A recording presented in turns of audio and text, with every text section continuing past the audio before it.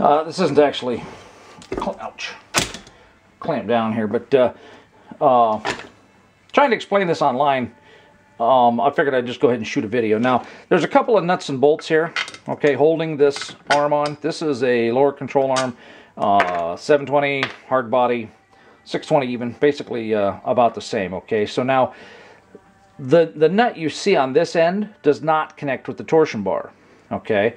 So out in the scrapyard, when you're trying to remove the lower control arm, you don't have to take this tension rod, torsion bar out, loosen up the tension on the end, okay, so that, you know, there's no tension this way. Take your nuts off the bolts here. You don't even necessarily have to pull them out. And you could typically get a pry bar in here and push this back. Now, I don't have anything bolted down on the bench here, so it's kind of hard. So, but you can see that if you just pull this back, okay, that will slide down over the spline end. It'll come off this way, okay? So it's sitting in there like that, disconnected. Now, once you get this off, you can then push this off to the side or push it down, and then you can take the nut the rest of the way off. Break that nut loose before you take the coupling off, okay? That way the coupling will sit there and hold it for you.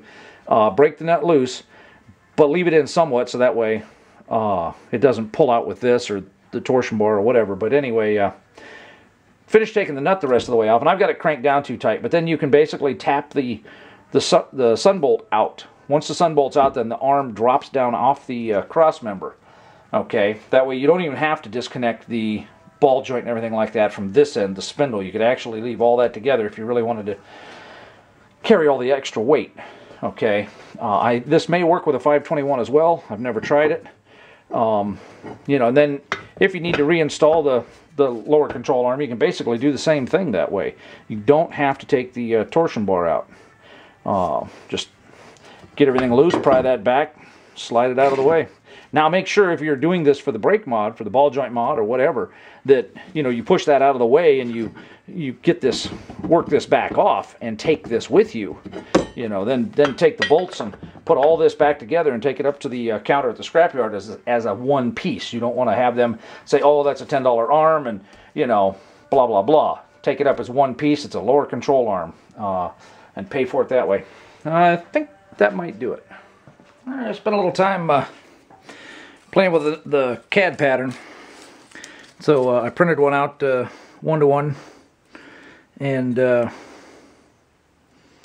so the holes are pretty close. Of course, you know, I can't base that on the metal template because I need to base it on the ball joint. And I looked at the ball joint, and the back two holes are really, really close, and front ones are maybe off just a hair. I'll have to massage those a little bit more. But what I wanted to do was, cutting it out in paper here, I can look and see that, you know, I've got a weld in the way there, but I got the position for this tube. Got that just right. I like that. This one, I'm a hair long here, so I need to trim that a little bit. But otherwise, oh, not what I wanted there.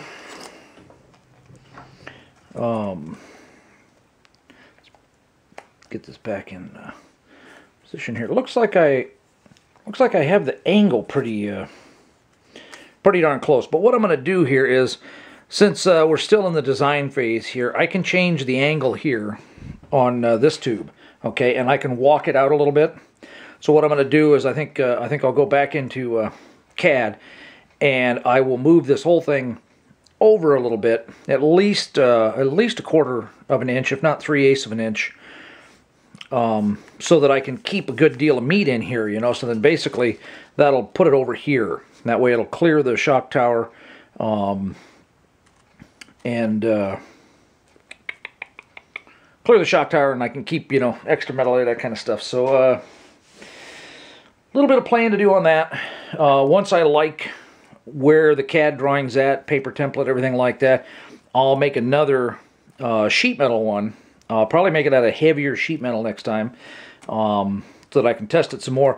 The other challenge is I'm going to have to figure out for the lowered guys. It looks like there's going to end up being 2 different control arms. The question is whether or not, I'm not going to make 2 different lower arms. I really don't want to have to make 2 completely different sets. So anyway, I got a couple ideas there, but that's where it's sitting for now. Back to the CAD.